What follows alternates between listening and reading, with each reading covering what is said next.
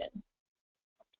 So just to get started on the objectives for today's webinar, I'm going to go into a very brief introduction of SPLC. Oh, and by the way, my name is Christina Mackin. I'm the Director of Programs at SPLC, and I am helping to facilitate the rating system development process. So once I briefly introduce SPLC, I'll talk a little bit about our program development process, and then we also have 3 panelists who have joined us today who are members of our technical advisory committee and some of our technical advisory groups. They're going to be sharing their experiences with you about our program development process and being part of the technical advisory group. And then I will provide, and then I'll also provide logistical information for those of you who are interested in participating. And Sam will talk a little bit about membership. So in terms of agenda, as I said, first we'll start out with the SPLC, who, what, and why, and then get into the other parts of the agenda. So in July of 2013, we had 37 organizations from a diverse range of sectors, industries, and regions come together and make 3-year commitments of financial or other resources to support the founding of the Council. We also had a number of organizations with strategically aligned missions and memberships who joined in the launching of the Council as strategic partners. Over the last 2 years, the Council has grown into a broad coalition of more than 130 organizations who represent over $200 billion in purchasing power collectively. So these organizations include 20 Fortune 500 companies, federal, state, and local government purchasers, higher education institutions, environmental and social advocacy organizations, business associations, suppliers, product certifiers and standards developers, and other partners. These members have come together around a tremendous opportunity. Purchases of finished goods and services by organizations represent the largest professionally managed demand signal driving the global economy. By our estimates, in the US alone, that purchasing totals $10 trillion annually. Today, however, that demand signal is fragmented when it comes to sustainability. And this is because much of the excellent work to develop best practices and preferences for sustainable purchasing is happening within organizations, industries, sectors, and even in regional silos.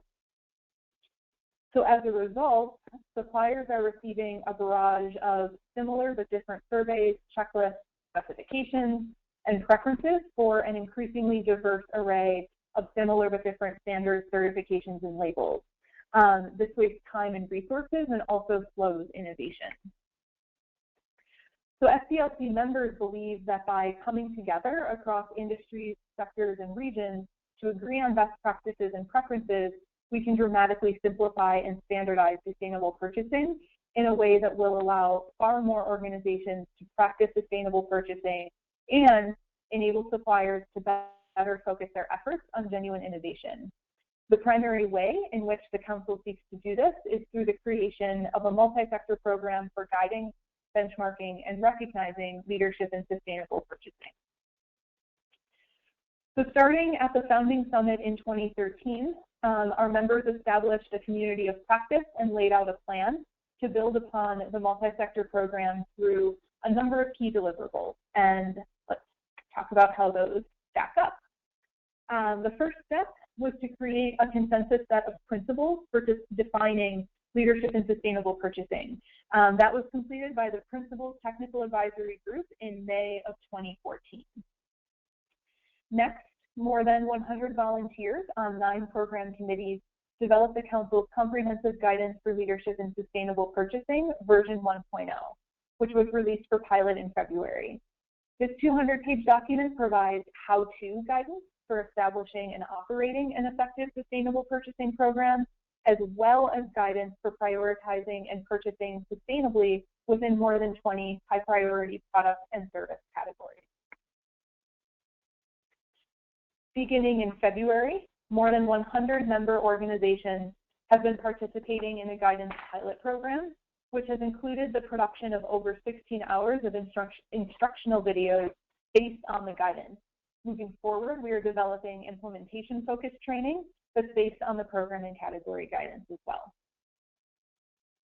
Today, we're kicking off the final steps in the program development plan laid out by SPLC's members and at the Council's founding. These steps involve establishing metrics and performance thresholds for evaluating the extent to which an organization has been successful in understanding the environmental, social, and economic impacts and risks of its purchasing, and taking credible actions to address those impacts and risks. Together, these metrics and performance thresholds will provide organizations with a tool for self-assessment, a framework for benchmarking against their own performance as well as the performance of their peers, and an opportunity to earn a credible third-party leadership designation for the ongoing effectiveness of the Sustainable Purchasing Program. Taken together, these programs will transform sustainability of the $10 trillion in institutional purchasing marketplace in 3 steps. First, the principles, guidance, and training will create a common language that enables purchasers and suppliers to engage more productively on sustainability. Second, suppliers who are responsive to purchasers' desire to improve their sustainable purchasing performance, as evaluated using the self-assessment framework, benchmarking tool, or rating system, will find a competitive advantage in sustainability innovation. Third, we believe that competition will bring products and services with improved sustainability attributes to market, creating a new normal for everyone operating within the marketplace. So next, let's touch on our program development approach at SPLC. So our goal with Rating System version 1.0 is to create a flexible system that evaluates the performance of an organization's sustainable purchasing program and encourages continuous improvement.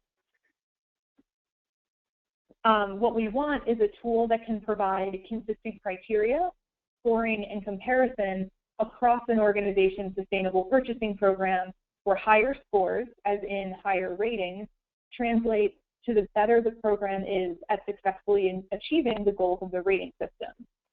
Similarly, the more a score improves over time, the more efficient and effective the program is becoming at achieving these goals. Keep in mind, in the Council's case, these goals refer to the environmental, social, and economic outcomes associated with institutional purchasing.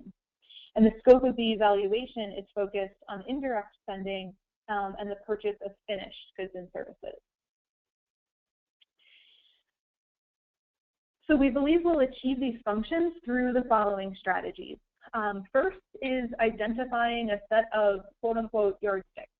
So in general, this has been achieved in most of the categories we're looking at through our guidance development, which lays out the landscape of impacts and solutions within a variety of product and service categories. Bullets 2 and 3, identifying baseline and leadership criteria, are at the heart of what we're working on as part of rating system development, and they are statements of values. The baseline criteria are elements that SPLC, as a community of practice, agree are minimum standards of care. It's an exclusionary force when it comes to who gets a leadership designation. Bullet 3, allocating points to specific activities, goes beyond community norms and shifts to community aspirations. So this approach gives the program legitimacy within SPLC's expanding community of practice. As part of this process, some of the activities associated with identifying baseline and leadership criteria will include valuing certain actions or procurement strategies over others, depending on their benefits, and incentivizing particular assessment methods, such as eco-label standards and certifications, for their level of contribution to performance goals within a category. This process is governed by a set of program committees led by a technical advisory committee, which operate under the direction of SPLC staff and board of directors. The technical advisory committee oversees the technical advisory groups that are focused on deliberating and making recommendations within particular product and service categories. It's within these technical advisory groups that we're discussing today and where we have our open application period for additional members to the already established groups. Our program development approach is multi-stakeholder. It includes and relies upon participation from institutional purchasers, suppliers, and public interest advocates. Additionally, representation from the various sectors who will use the guidance, such as government, hospitality, healthcare, universities, and corporate sector, is critical to ensure that our programs are responsive to the unique needs and challenges of the eventual users. Our approach is also consensus-based. Our operating policies are designed to ensure that no stakeholder group can dominate the decision-making process and that equal voice is given to all perspectives who are at the table. We leverage a community of expert volunteers as well as credible existing work that's already in place within the market, perhaps limited to discrete sectors or regions, and leverage that into the work that we produce. And we also use an approach that encourages prototyping and opportunities for frequent feedback and iteration. Our guidance is a testament to this process. We developed it over the course of about 6 months, and the program has now been in pilot for quite a while and is collecting valuable feedback from organizations who are attempting to use it, which in turn helps SPLC prioritize the most meaningful improvements to the next iteration. It also gives us some valuable intel for how to best approach rating system development. This allows for collaborative innovation among staff, our committees, as well as our broader set of stakeholders. So now let's move to the main part of today's webinar, which is a panel discussion with 3 of our program committee volunteers. Today, I'm joined by Mary Sotos from the World Resources Institute, who is on the Technical Advisory Committee and also volunteers on the electricity tag. Lynn Olson from Ecolab, who is on the Chemically Intensive Products tag and led the development of the guidance for cleaning and sanitizing products for facilities care. And Joanna Cortez from the Minnesota Pollution Control Agency and chair of the Technical Advisory Committee. So let's get started with Mary. Why don't you tell us a little bit about yourself and let the audience know why you and WRI chose to engage in SPLC program committees. Great, thanks, Christina.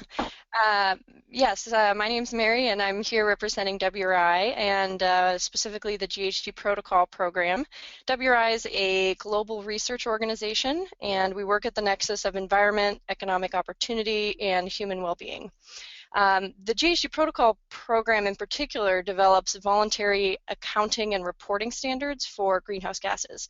Part of our motivation here was to ensure that, in particular, the expertise and the global best practice established through our standards, particularly on our emissions from value chain, Scope 3 emissions, as well as emissions from purchased electricity, which is called Scope 2, we wanted to make sure that those were well understood and incorporated into the SPLC guidance where possible. I mean, these standards, as many of you may know, their standards or their technical requirements are used by almost all companies, universities, or agencies who are doing GHG inventories. So participating in SPLC is part of how we help ensure the consistency for the folks using our materials. And as you heard, that was also one of the goals of SPLC was to make sure that that harmonization and not duplicating where there was already best practice. So it was important to us to help ensure that. But there were other reasons why we definitely wanted to engage. Part of the benefit that we saw was actually understanding some of the, from a strategic perspective, you know, what major purchasers were motivated by and some of their constraints. Because, I mean, I think as any public interest advocate might encounter, we're often trying to solve environmental problems from a voluntary action perspective, which has to bring us into the world of economic drivers. And so to be effective at developing policies or programs that influence this, you actually have to understand the incentives and opportunities that public or private sector actors face. So we felt this was a great forum where some of the most thoughtful actors actually come together and articulate those insights. So it's incredibly valuable for us from a strategic perspective, as well as for us to help share our expertise as well. Excellent. Thank you, Mary. Lynn, why don't you go ahead and introduce yourself and reflect on this question as well? Yeah, good afternoon. This is Lynn Olson. I'm a corporate scientist on the Ecolab sustainability team. And we're a supplier of programs and services for water process services as well as cleaning and sanitizing operations globally. And we're Founders Circle members of the SPLC. And we were interested in participating because we really saw, and as you heard Christina talk about, this thought process as really a paradigm shift to a much more holistic and, importantly, impact-driven approach to sustainable procurement. So when Christina talked about that slide 11, I think that's my group right in between all of those similar but different documents. So there are indeed a lot of mixed messages coming from the market, and I truly believe that this is right on target, that if we can coalesce as to what is actually sustainable, impactful purchasing, that suppliers, all suppliers can step up and better meet the demands and requests of purchasing professionals. So we were also interested in sharing our scientific approach to sustainability and our application expertise, and that's why we participated in the tags. Excellent, thank you, Lynn. Let's move to Joanna Cortez from the state of Minnesota. Hi everyone, I'm Joanna and I have worked for the state of Minnesota at the Minnesota Pollution Control Agency for the last 7.5 years, coordinating our state's environmentally preferable purchasing program, which has worked in partnership with our state's Department of Administration, the agency that issues state contracts, since the 90s, starting with promoting the purchase of recycled content products. And as we all know, the field has really grown over the last many years, and we saw this opportunity to help grow SPLC as a wonderful opportunity for us in terms of growing our own knowledge and expertise and building partnerships nationally. I think that the main reason that we have chose to really fully engage in the actual program development, here at the MPCA, we partner very closely with the organization that writes the state contracts, and we can make a better case when we've participated in the development of a standard or guidance from the very beginning. We feel like we've gotten our voice heard, we've seen our concerns addressed, and this always lays out a better path for us when we want to incorporate some sort of guidance or a standard. So even though our time and resources are quite limited being in a state government agency, we saw a lot of value in joining the SPLC in developing these programs because we think down the line this will create great efficiencies for us. Excellent, thank you, Joanna. Moving on to our next question, we'll kick it back to Mary.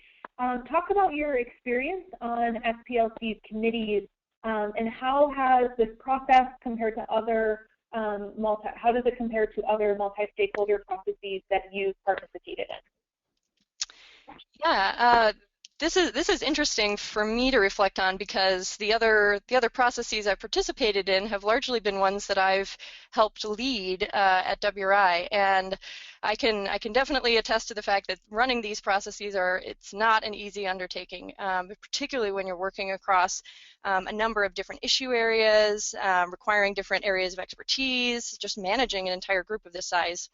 I mean, and what I had found from leading my processes at WRI was that the key to making it effective, which we haven't always done, but is setting it up well in the beginning, which means establishing a clear governance structure, clear expectations for the participants, and having enough staff capacity to be able to sort of keep the ship running. And so reflecting on how well SPLC has accomplished those things, it's incredibly impressive. For me, I think it's one of the best and probably most efficient uses of my time in a multi-stakeholder process. I mean, I think the results can attest to that, as well as, you know, the good conversations and greater knowledge that I have now coming out of being a part of those groups. Yeah, I think the you know, the scope of work was clear, expectations were clear, the deadlines were built in a nice way, and I think, you know, as a testament to the SPLC staff, they were incredibly diligent about turning around drafts, sending out things on time, and so it exceeded my expectations, and definitely made me happy to be a part of a group that sort of respected my time and made it very useful. Thank you, Mary. Moving on, Lynn, did you want to reflect on this question? Yeah, and I think I'll start with the second part, which is how does it compare to other multi-stakeholder processes? And how it compares is lightning speed faster. So, and that was, you know, for our team, we, you know, struggled a bit with it at first, like, oh, we can't possibly do this in this amount of time.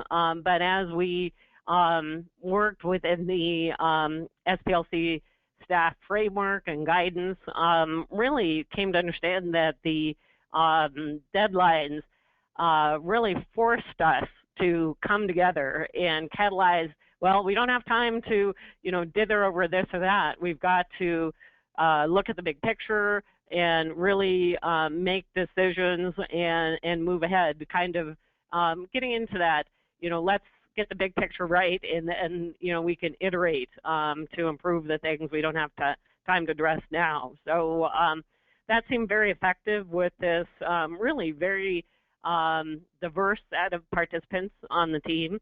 And so I did think that you know, moving fast really helped us come out rather rapidly with a pretty darn good product. And it also, and you know, for those that are thinking about joining, I do think it is an efficient use of your time, but you know, it's a lot of these multi-stakeholder processes, I think people get used to, well, I'll miss this one and I'll pop in, you know, every 3 months and give my input.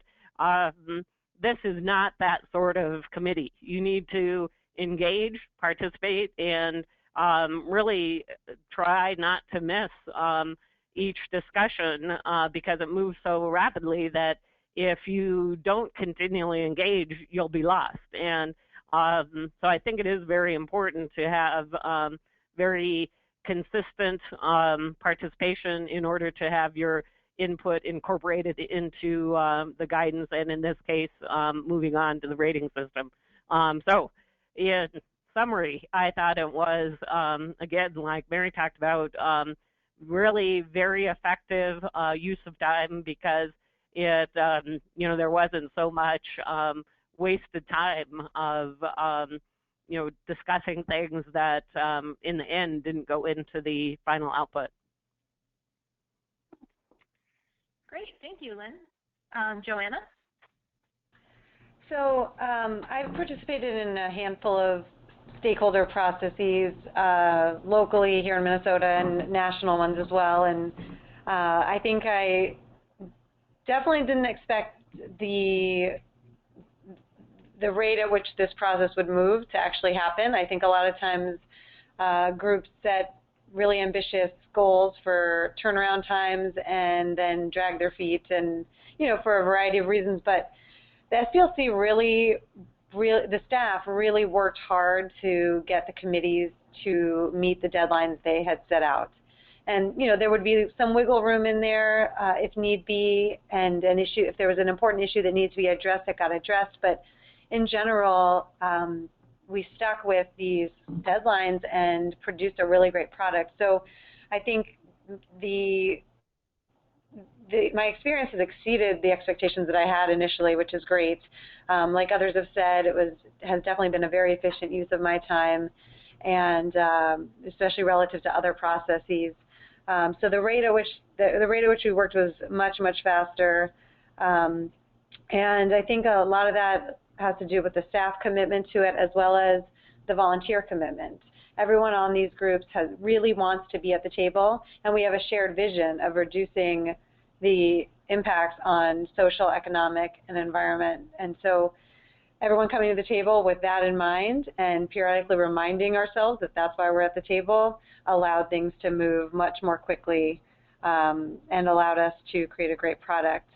And I think finally realizing that we need to get a product out there to start bringing everybody else in to react to it. So doing this pilots and getting Guidance 1.0 out there, we had to agree to not let the perfect get in the way of the good. And that is hard sometimes, but has really worked in our favor, I think. Great, thank you, Joanna. Let's move on to our final panelist question. Back to Mary, for your peer organizations or interested participants on the phone, what would you say to them, to those considering participating in SPLC's rating system development process to help convince them to jump on board and join us in our conversation? Yeah, I would say, for the peer organizations, that I would be thinking about other environmental NGOs or, public interest advocacy groups, other voluntary standard developers. I mean, this is probably the best forum for you to be able to actually have an impact in sustainability going forward, particularly because of the caliber of people, the scope of what this organization has already been doing and what it's poised to do in the future, and just for, personal professional growth and expertise and knowledge of what's happening in this space. So that's what I would say, and I would definitely highly encourage everyone to think about that and take advantage of this opportunity. Great, thank you. Lynn? Yeah, so number one, I'd say it's definitely not too late to get involved. So kind of reflecting on where we're at, we have a guidance document that provides a framework and context around which that framework is built.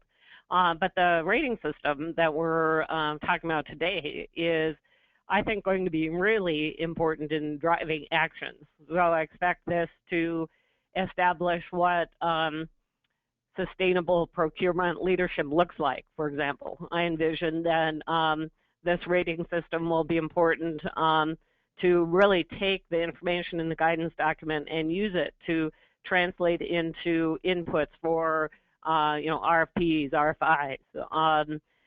But I would, think that it's really important for other suppliers to join in this process because this rating system and this document really has to be robust. It has to be broadly accepted by, the users, and so we really need a broad spectrum of participants to make that, the broad document. So I would say, please participate as we go on to this next section.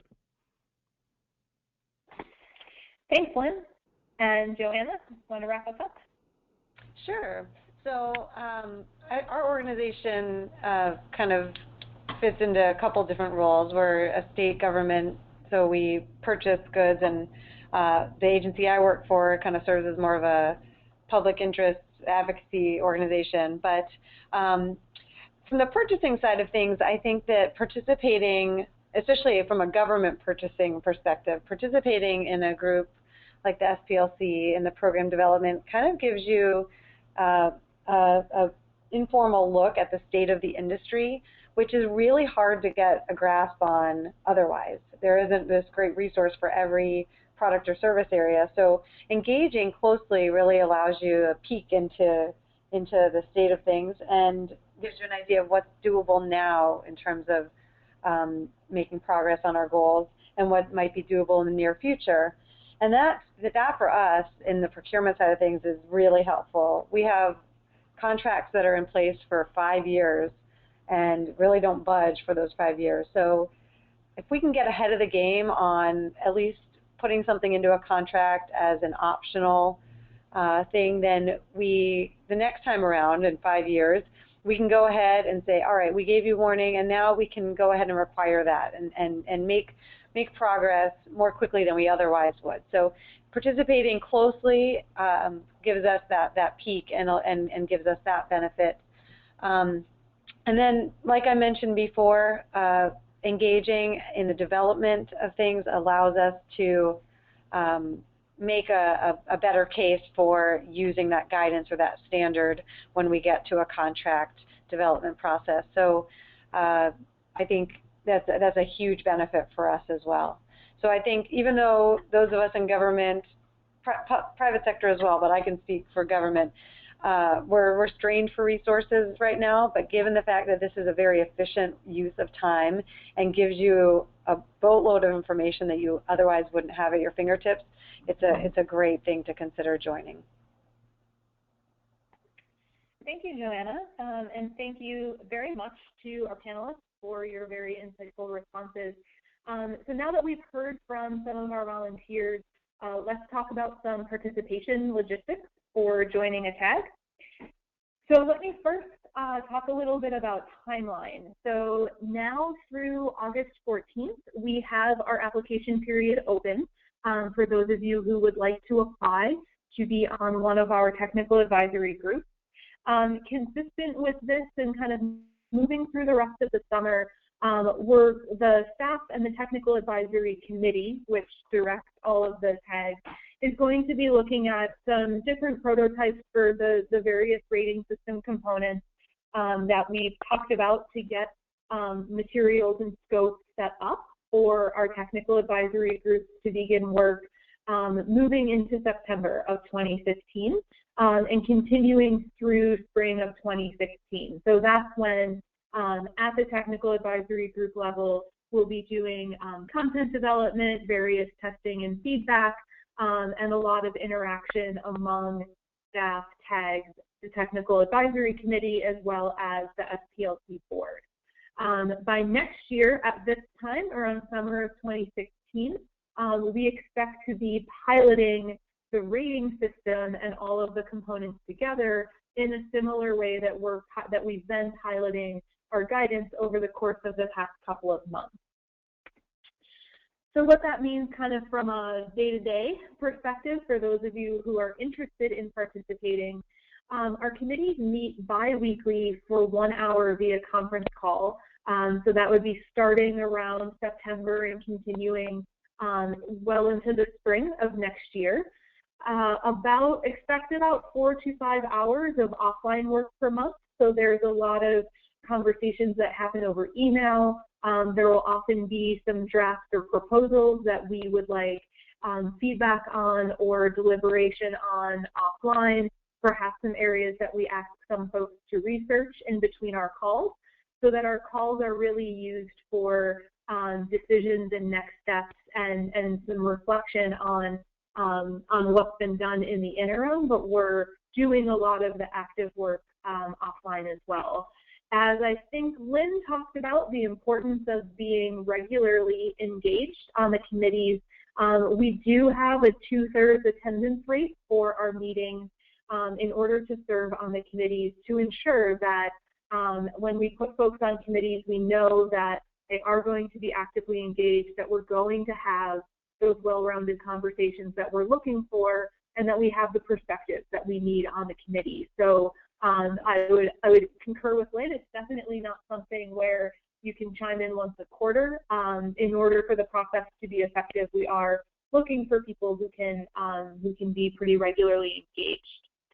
The typical activities that you can expect are activities like reviewing proposals, deliberating with your peers on the committee over those proposals, creating recommendations that would be sent up to the technical advisory group and staff, and then also in the context of guidance version 1.0 and any other program we send out for feedback, there's certainly some time spent reviewing market feedback, discussing that and incorporating necessary changes to the evolution of those documents.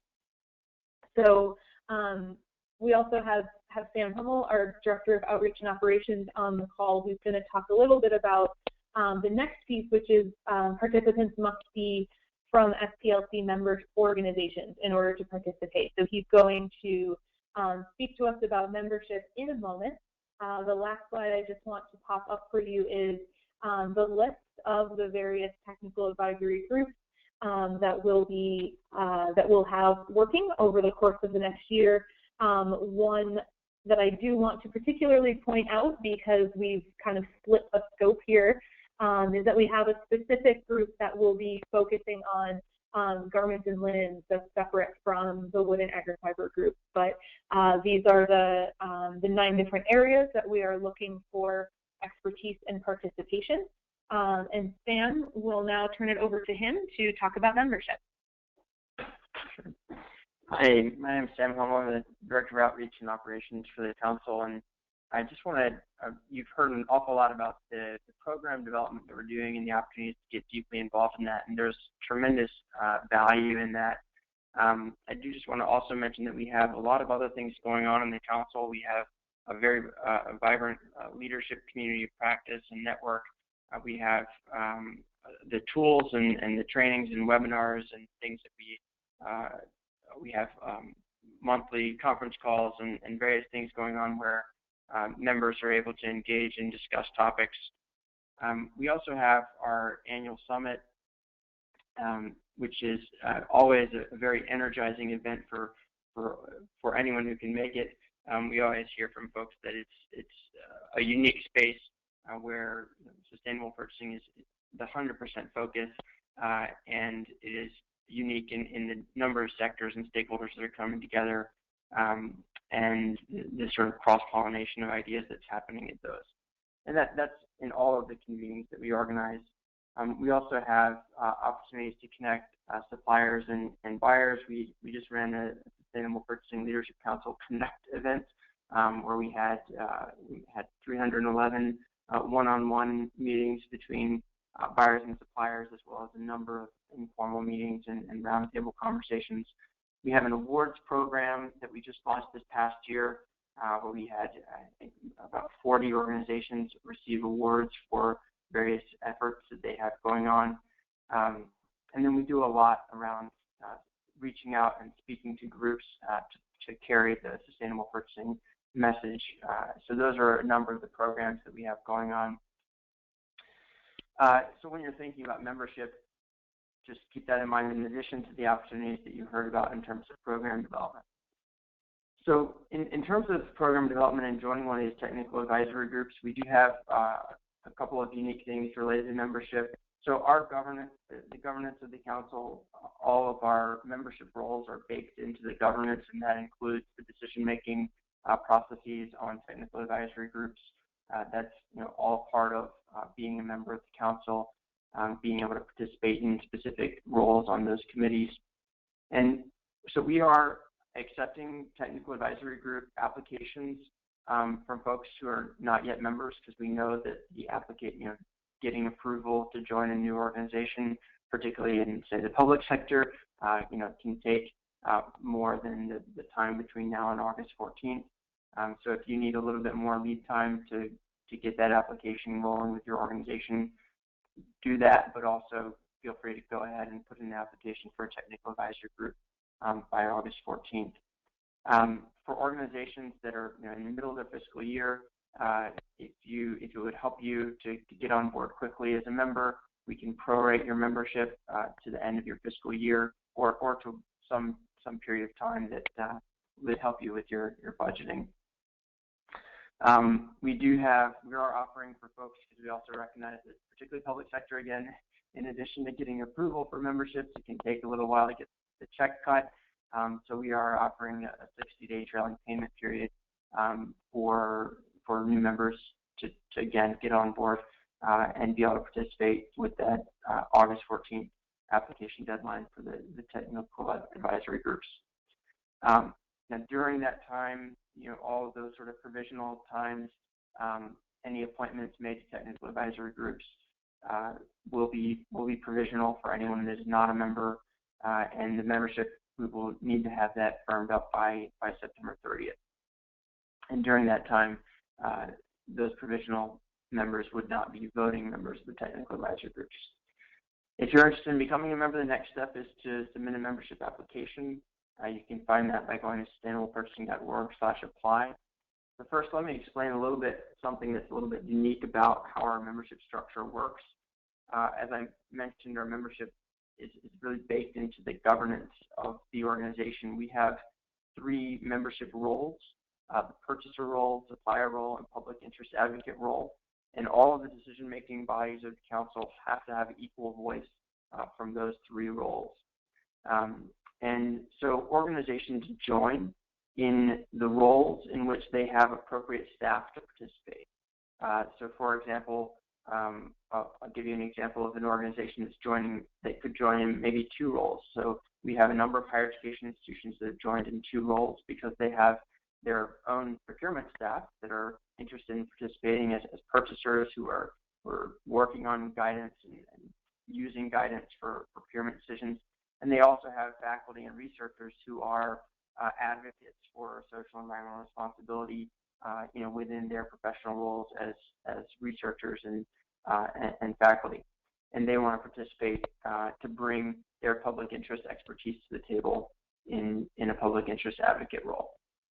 Another example of an organization that might join in multiple roles would be a corporation that supplies goods and services to the marketplace, who has obviously purchasing staff that buys things from their operations, and they would participate in the purchaser role. And then they also have business development or product development staff that are interested in participating in the supplier role and being part of conversations about what's coming down the road, or what organizations or purchasers are looking for, and what are the types of innovation that they consider to be genuine sustainability innovation, so that they can try and meet those marketplace needs.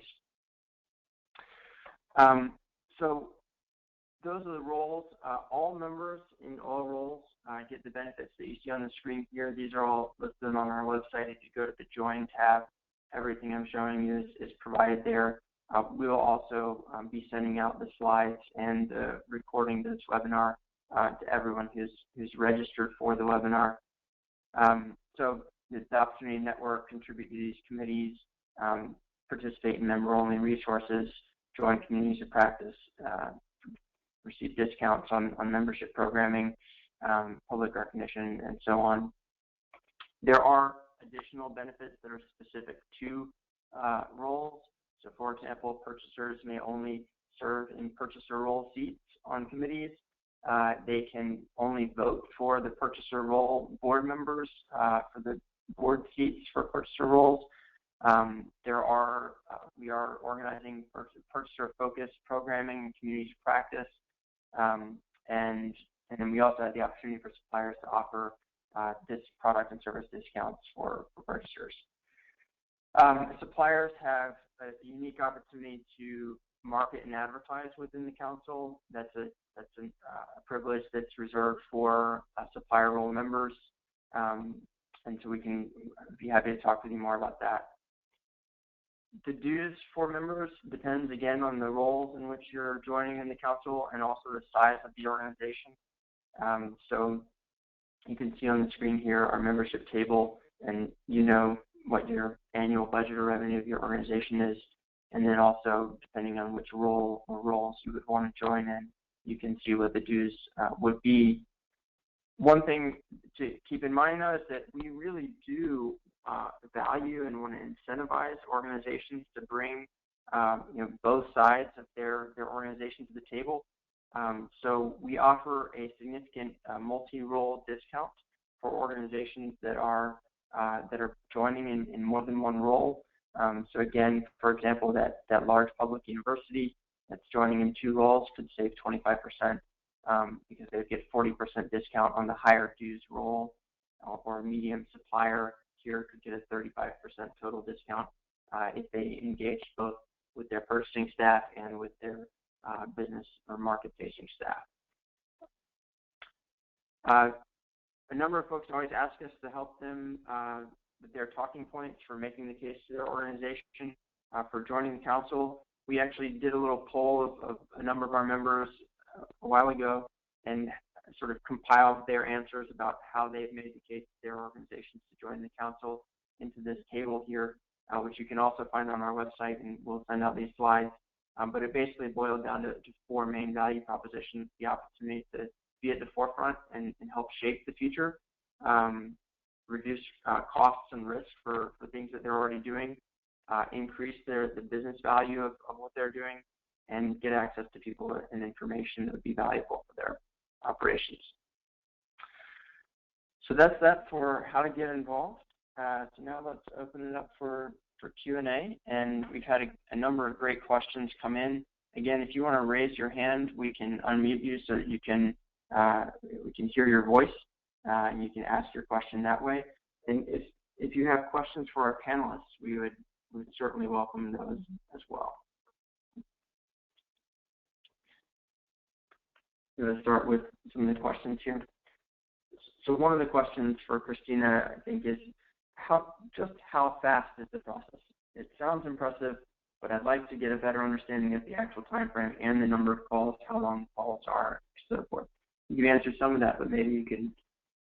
Yeah, sure. Thank you, Lynn, for submitting that question. So our process is pretty expedited in terms of when we bring folks from the committees together on the calls. As I mentioned when I was discussing logistics, there is the expectation that volunteers will do some offline work in between calls, and that really helps us to keep the process moving and to kind of constantly have new information and answers to questions that are being posed on the calls, so that the group can focus on moving forward, revising documents and getting to really good decision points. So between now, or I should say between around September and late spring of next year, participants can expect to have bi-weekly conference calls that are 1 hour kind of throughout the duration, knowing that, we break for holidays. We may cancel a call here or there depending on the schedule, or perhaps reschedule them, and then have fairly regular communication with the group in between by way of email. Great. So we've gotten a question from Sven Olof at the Swedish EPA, asking if it would be possible for the Swedish EPA to get involved in SPLC's activities and become a member. And I want to thank you, Sven, for that question. Absolutely. One of the things that this council and the members have coming together have recognized is that we're all buying from the same global supply chains. And to the extent that we can create programs and shared understandings about what it means to purchase in a category in a way that will drive meaningful improvement and share that for everybody who's buying from those global supply chains, the better it'll be for everyone. And we have a number of international members. SPLC started in the United States because of it evolved out of a prior project, but we have a number of international members and are increasingly having more international members who are joining because they recognize that the approach and the process that we're going through, while there will certainly need to be regional nuances without a doubt, that process was starting with some high-level principles that they're pretty applicable everywhere, to then some more detailed process guidance, which again is applicable fairly well everywhere, then to getting down into category guidance, fairly well applicable. You start to have some nuances for regional market considerations and so forth, without a doubt, regulatory requirements and so forth, and then now getting into benchmarking and indicators and leadership recognition. That all of those details start to get really important as well. So it's super important, actually, for organizations that are international organizations who want all of SPLC's guidance programs, everything all the way through the rating system and the leadership recognition, to be suitable and applicable to their context, that they participate in the process so that we can make sure that our discussions are taking into consideration those contexts. So we would absolutely welcome the Swedish EPA's participation, without a doubt, as well as any other international participants.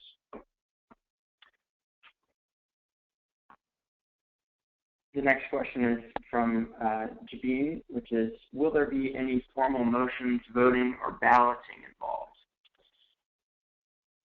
Thanks, Dan, and thanks, Jabeen, for that question. As part of our operating policies, our committees do use motions and voting. In terms of the membership, yes, the rating system will come to a point in the process when we will look for votes within ballots from our members.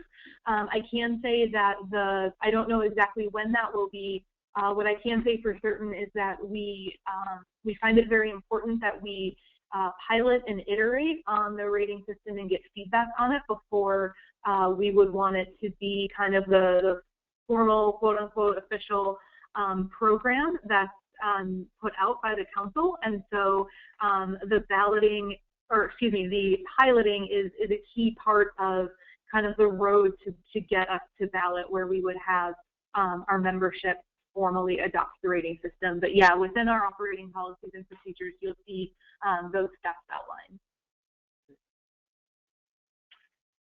The next question from Tina Wilson is, will we be providing a transcript of this call?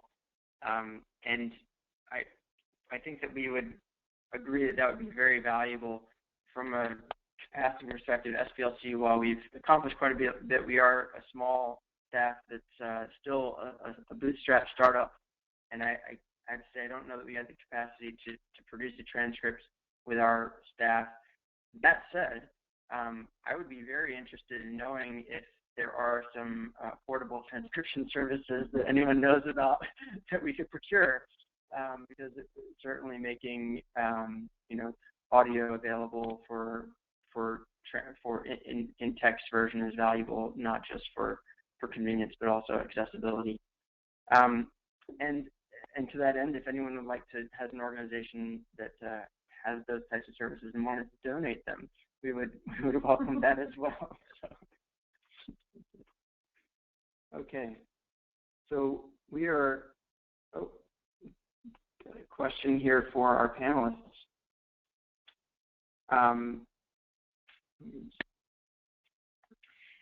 So before we jump to the questions of the panelists, Marcia asked if you are already a member of a tag, do you need to reapply?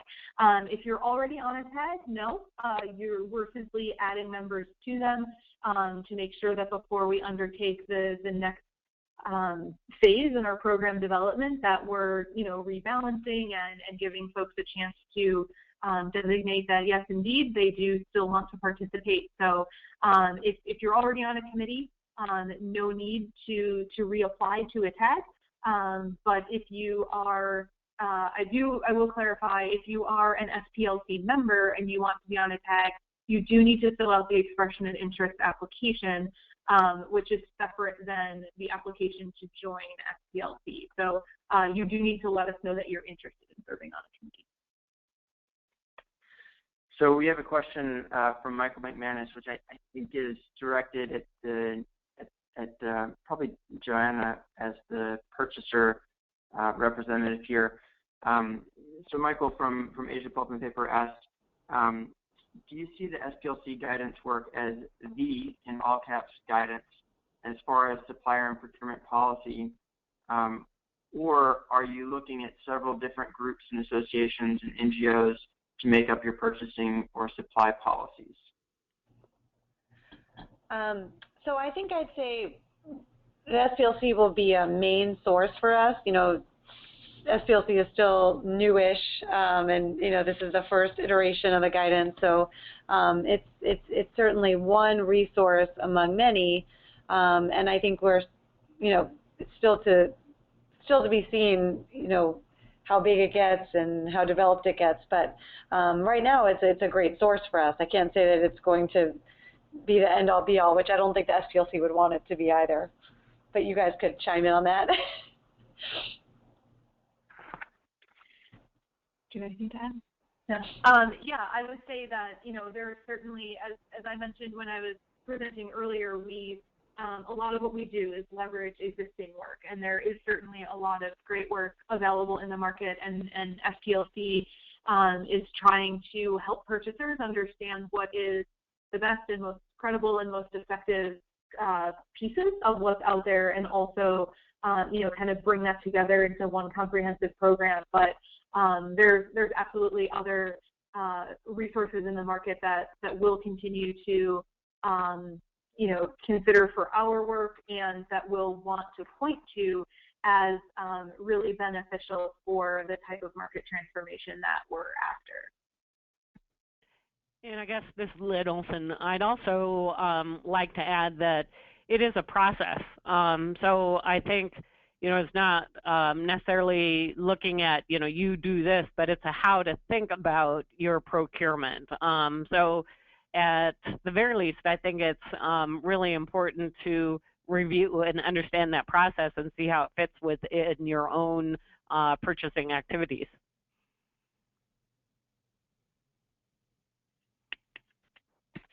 Great, thank you. Thank you, Lynn and Joanna, for those answers. So it looks like it's time to wrap it up. And if there are any late trickling in questions, we can certainly, in our follow-up email, we can provide some answers to those. But in respect for your time, we do want to end at the top of the hour. So thank you all very much for your time. We do hope that you will choose to apply to one or more of our technical advisory groups, and we look forward to working with you all throughout our rating system development. Thank you.